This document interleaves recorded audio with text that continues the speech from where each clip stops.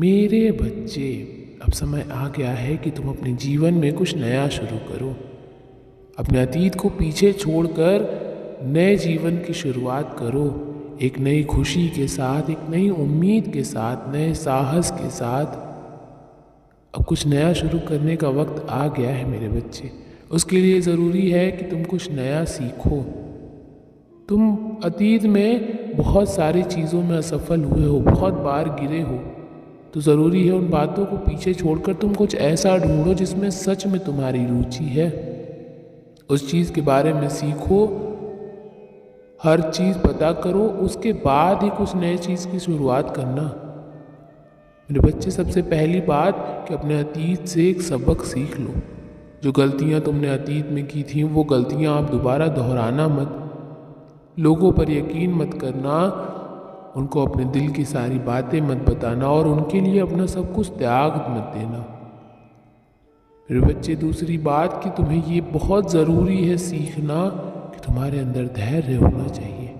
बहुत ज़रूरी है कि तुम ये सीख लो कि हर बात पर, हर व्यक्ति पर क्रोधित होना ज़रूरी नहीं है। क्रोध करके तुम अपना ही नुकसान कर रहे हो, उस व्यक्ति का तो कुछ नहीं जा रहा है। तो तुम्हें अपने क्रोध पर नियंत्रण करना सीखना होगा।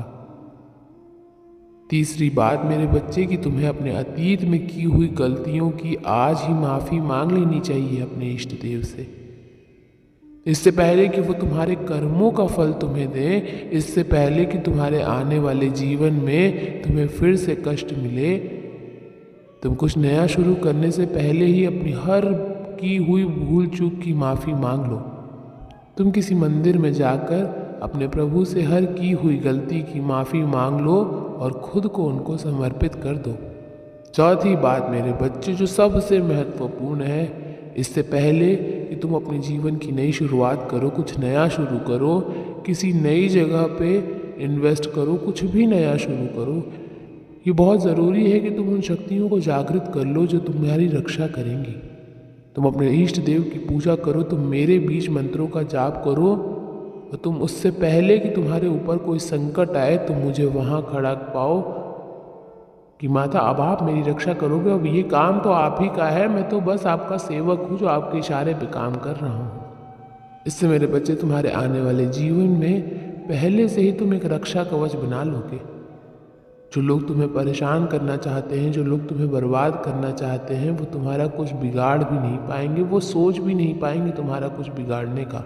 तो अपने जीवन में जब भी कुछ नया शुरू करना, इन बातों को हमेशा अपने दिमाग में रखना और इन बातों पर अमल ज़रूर करना। बहुत ज़रूरी है ये कि तुम कुछ भी शुरू करने से पहले सब कुछ मेरे हाथ में दे दो और बस एक सेवक की तरह काम करो। उससे तुम्हें ना कोई कष्ट होगा, ना तुम्हें कोई तकलीफ होगी।